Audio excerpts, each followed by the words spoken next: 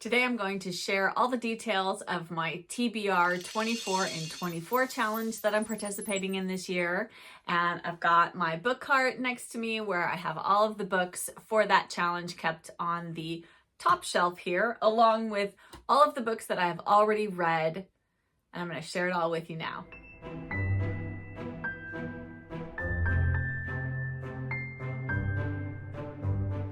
Hello book friends, I'm Jen and welcome to my reading life. Today we are talking all things TBR 24 in 24.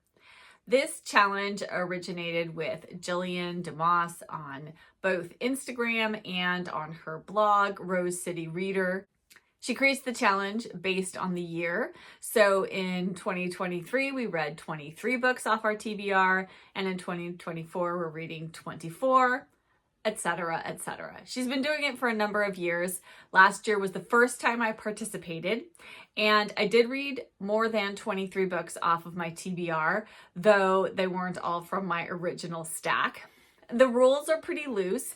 As long as the book was on your shelf prior to January 1st of the current year, then it qualifies as a book for the challenge.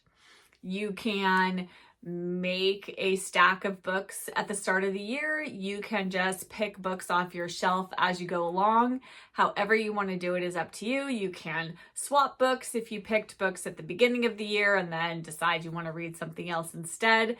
It's really just a challenge to try to whittle down the number of unread books on your shelf, which is my biggest goal for this year, as I have talked about before. But since I haven't ever shared the books that I picked for this challenge, because I did pick books in advance at the start of the year, I thought I would go through them all with you. I have them set aside here and talk about them briefly. But without further ado, since we have 24 books to get through, let's just dive in. I'm going to quickly go through the books that I've already read. Most of them I have talked about already in my monthly wrap-ups, and I will link those down in the description box if you want to check them out and learn more about the books that I've read. Other than the two that I've read in April, I have talked about all the others, so we'll just briefly go over them. The first book off my TBR 24 in 24 that I read this year was The Piano Shop on the Left Bank by Tad Carhart, and this is a non-fiction book set in Paris about Tad's rediscovering of the piano and the history of the piano and how you make pianos, and it is all pianos all the time, and it was lovely. I really enjoyed this one. Then next, I read The Fear Sign by Marjorie Allingham, and I didn't love this one. Like I said, I talked about this in my January wrap-up video, so if you want to hear my thoughts about it. I do like Marjorie Allingham, and I do like the Albert Campion series that she writes, but this one was a little bit of a dud for me.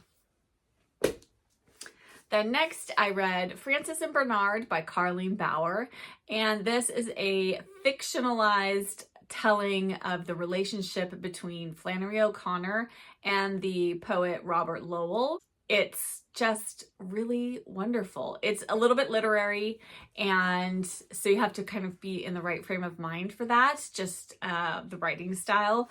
But I really, really enjoyed this. It's epistolary, so if you enjoy epistolary novels, I definitely recommend this one. And this had been on my shelf for, I think, over a decade.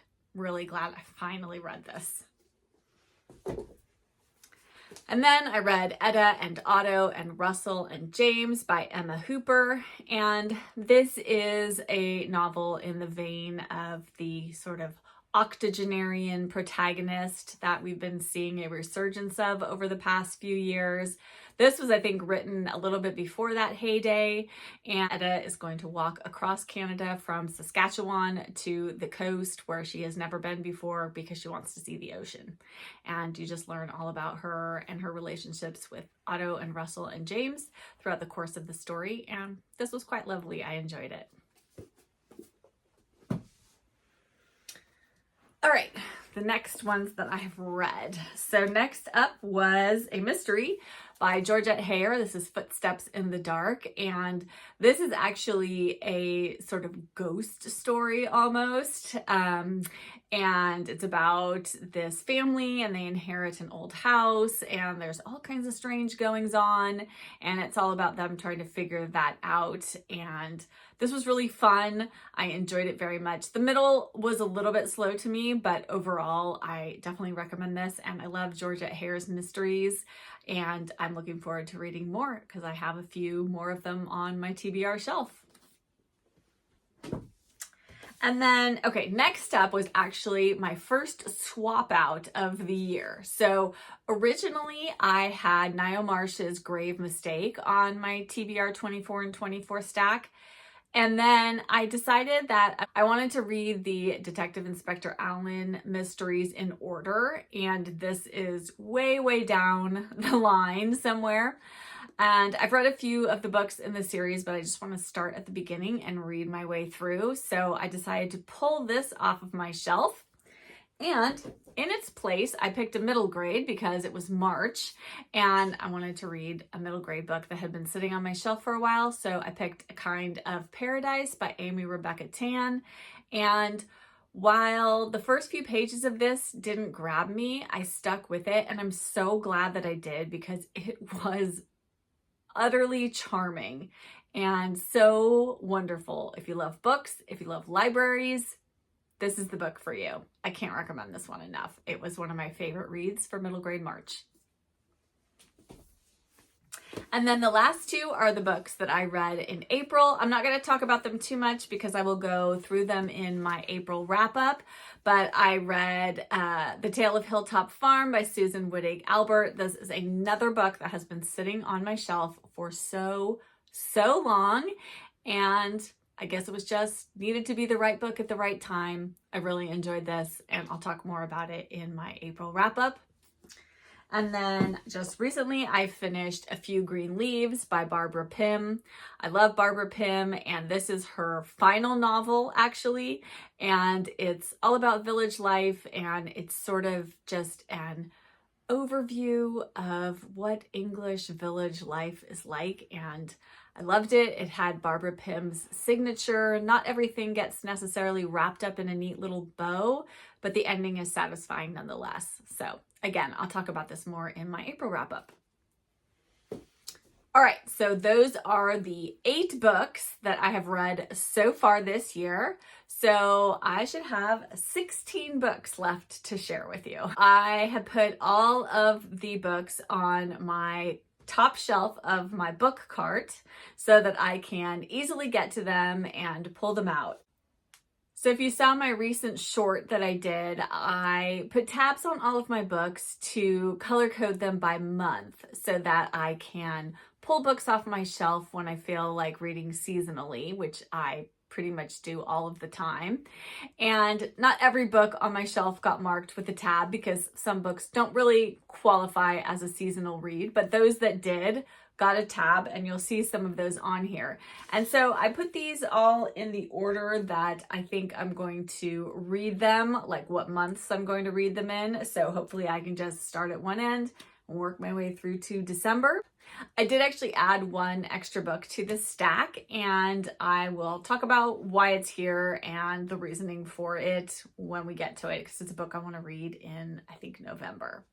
So let's just start at the beginning, shall we? First up is Mothering Sunday by Graham Swift. As you can see, I have tabbed this with my May color tab so that I know that I want to read this in May, mostly because Mothering Sunday is Mother's Day, and Mother's Day in the US is in May. So I thought I would read it then. And I don't know much about this. It says, on an unseasonably warm spring day in 1924, 22-year-old Jane Fairchild, a maid at an English country house, meets with her secret lover, the young heir of a neighboring estate. He is about to be married to a woman more befitting his social status, and the time has come to end the affair, but events unfold in ways Jane could never have predicted. And this is, it seems, it's very sparse, like there aren't a lot of words on the pages, so I don't think this is going to be a very long read. And my mom gifted this to me actually for Mother's Day a number of years ago, so I'm really looking forward to getting to this one.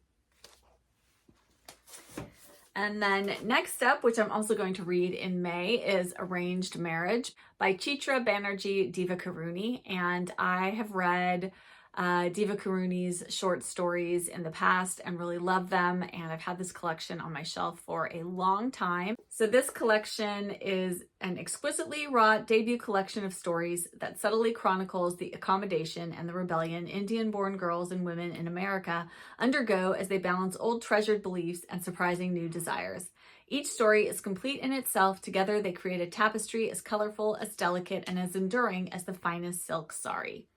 I really am fascinated by Indian culture, and I really love reading stories about it. I find them just really wonderful, and I've read quite a few, so I'm looking forward to diving into this one. And then I have another short story collection. I guess May is going to be short story collection month, and that is White Swan, Black Swan by Adrienne Sharp. And I've mentioned before that I love books about ballet dancers, set in the ballet world. And unfortunately in April, I read a couple of duds and it was so disappointing. One of them I was so looking forward to, and it was not good. I mean, it was okay, but it wasn't great. And the other one I DNF'd. So I'm really hoping that this one redeems ballet stories for me. And again, it's just a collection of short stories. I have had this for so long. I'm really looking forward to it. So May is the month of short stories, I guess. The next book I have on my shelf is Baking Cakes in Kigali by Gail Parkin. And this takes place in Rwanda's capital, Kigali. Angel Tungaraza runs a small business baking cakes for the celebrations of her neighbors. As her customers tell her their stories, Angel comes to realize how much each of them has to mourn, as well as what they have to celebrate. And finally, she comes to accept how much that is true of her too. So it says this is a uniquely charming, gently moving, deliciously funny novel about life, love, and cake. Ultimately, it shows how the human spirit, even when pushed to its limits, endures and unifies us all. Well, this sounds wonderful. And again, this has been on my shelf for so long. I think I got this on the clearance cart at Half Price Books, like maybe 8 or 10 years ago, for probably $1, and I have never picked it up. So June is going to be the month for this one. I am definitely going to read it. It sounds really, really good. And I never hear anyone talk about this one. I don't know. Have any of you read this or even heard of it? It's one of those under the radar books, I feel like. And then next up is a classic, which is The House of Mirth by Edith Wharton. And I am buddy reading this with a lovely group of ladies that I met on Bookstagram. We read The Age of Innocence earlier this year, and now we're going to buddy read The House of Mirth in June. And I am really looking forward to this one. This is about Lily Bart. She is lovely, well-connected, and popular. She belongs to the elite of New York society with its endless rounds of entertainments and weekend country house parties. Lily Bart needs a rich husband. Her problem is her perverse integrity. She sees the shallowness of the glittering social round and wrecks her chances with wealthy suitors by her unconventional behavior. There is one man whom she could love, but he is never quite there for her, nor she for him. I love Edith Wharton. I have just come to love her recently, even though I've only read The Age of Innocence and Summer. But I'm just on a tear to read everything that she's written, and I have this and a few more on my shelves that I am hoping to get to this year. Yes, so very excited about that one. And then also in June, I am hoping to get to The Queen and I by Sue Townsend. I think Sue Townsend is so funny. She wrote the Adrienne Mole Diaries series of books, and I have had this one again on my shelf for so very long. England's royals are given the sack and go on the dole. So I think it's like the royals have to like go to work, and yeah. And it's entirely a work of fiction, but it sounds just very funny, and Sue Townsend she's hilarious. So I really can't wait for this. And it'll be a nice sort of light read to have in June, especially since I'm reading The House of Mirth, which I think will be a little bit on the heavier side. Okay. Next up is a book I'm hoping to read in July, and that is Gilgamesh by Joan London. My mom read this years ago, gave this to me, said she loved it, and yeah, I've never picked it up, even though it sounds fantastic. So it says it is 1937 and the modern world is waiting to erupt. On a farm in rural Australia, 17-year-old Edith lives with her mother and sister. One afternoon, two men, her English cousin Leopold and his Armenian friend Aram, arrive, taking the long way home from an archaeological dig in Iraq to captivate Edith with tales of a world far beyond the narrow horizon of her small town of Nundarup. One such story is the epic of Gilgamesh, the ancient Mesopotamian king who traveled the world in search of eternal life. 2 years later, in 1939, Edith and her young son Jim set off on their own journey to Soviet Armenia, where they are trapped by the outbreak of war. Gilgamesh is a rich, spare, and evocative novel of encounters and escapes, of friendship and love, of loss and acceptance, a debut novel that marks the emergence of a world-class talent. Well, that sounds amazing. So yes, very much looking forward to that one. I'm going to say that about every book, so just fair warning. All right, next up, and this one looks like I am planning to read it. I know I'm planning to read it in August because that's when it's set, and that is The Green Gage Summer by Rumer Godden. And yes, I know, I can't believe I've never read this. It's a coming-of-age story. It's set in the summertime. It sounds absolutely wonderful, and I've had it for a couple of years and haven't picked it up.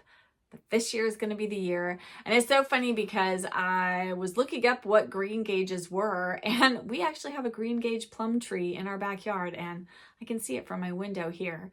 I'll take a picture of it and show you guys here on the screen. But yes, so green gage plums are green plums, which is the type of tree that we have in our backyard. So that was kind of a fun little thing. I feel like I maybe need to grab a blanket and go lay under the green gage tree when I read this in August. That sounds lovely. I may have to do that. I realized when I was editing this video that I left off The Namesake by Jhumpa Lahiri, which I am also planning to read in August, and I really enjoyed Lahiri's short story collection, Interpreter of Maladies, when I read it a few years ago, and I'm very much looking forward to this story about the Ganguly family who arrived from Calcutta, trying their best to become Americans even as they pine for home.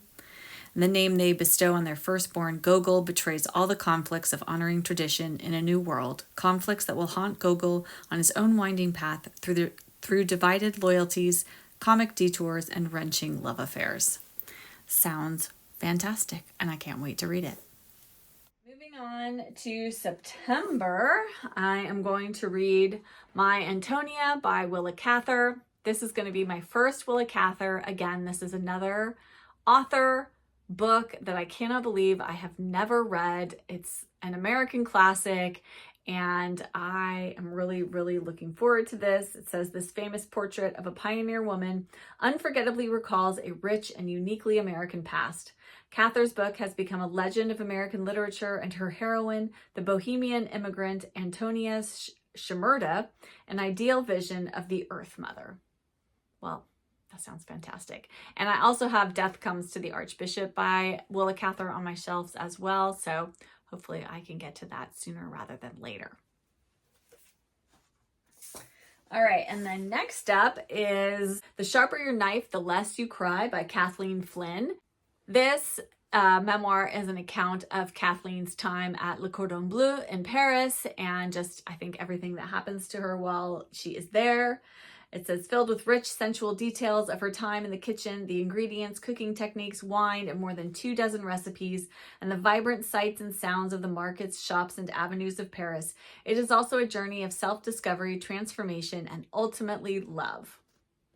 And I've mentioned before that my favorite types of memoirs are memoirs that hone in on a specific event in the author's life or a specific period of time, and this definitely qualifies for that. And I love books about food, and I love books set in Paris, so what's not to like? I'm not sure why I haven't read this. Again, I've had this for probably well over a decade.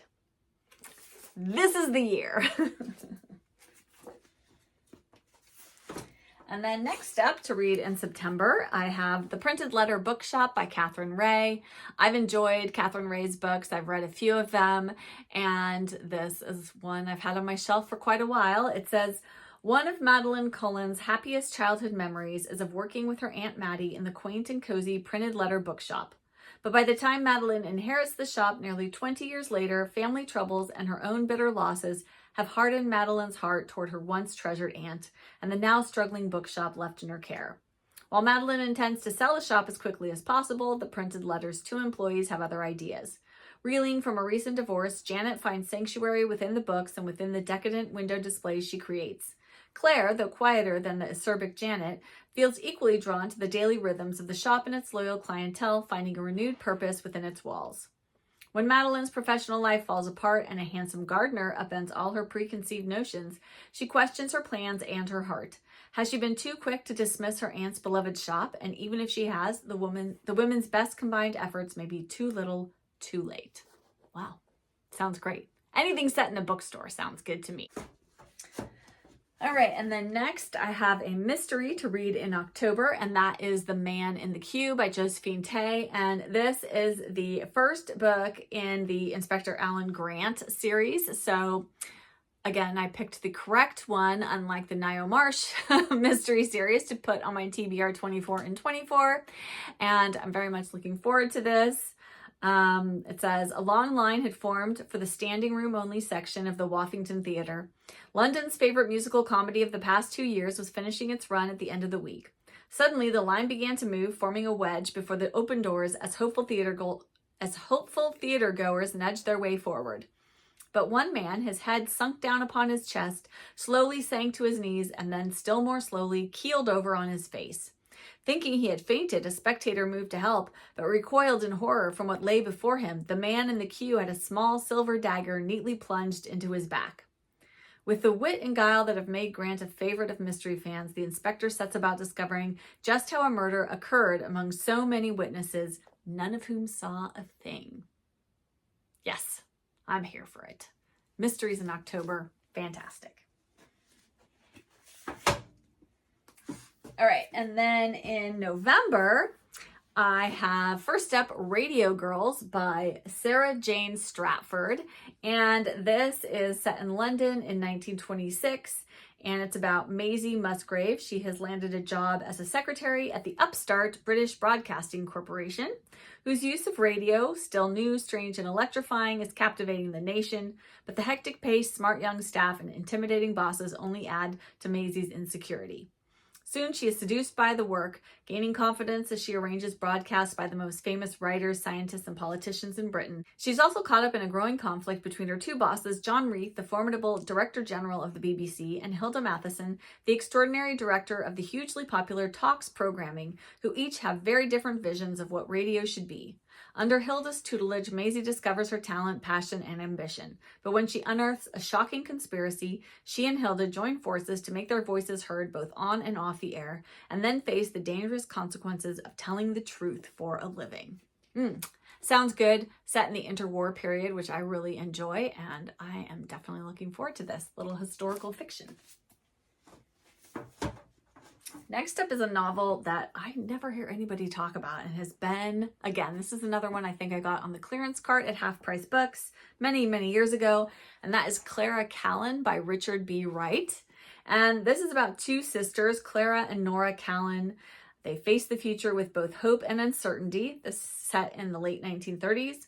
And Clara is a 30-ish school teacher. She lives in small town Ontario and longs for love and adventure. Nora, her flighty and very pretty younger sister, escapes to the excitement of New York, where she lands a starring role in a radio soap and becomes a minor celebrity.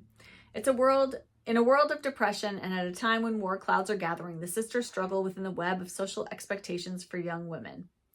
So yeah, that sounds really good. Actually, that's kind of funny. I didn't realize that both Radio Girls and Clara Callan feature the radio and are set in the same time period, kind of. So that'll be kind of interesting to read those in the same month. So yes, if anyone's heard of this or read it even and can tell me anything about it, I would love to know, but this sounds really good. Okay, the next book I I have had The Diary of a Provincial Lady by Am Delafield on my shelf for a very long time, and I picked it up last year and started reading it. I think I started it in November, which is when it begins, and I've read about 90 pages.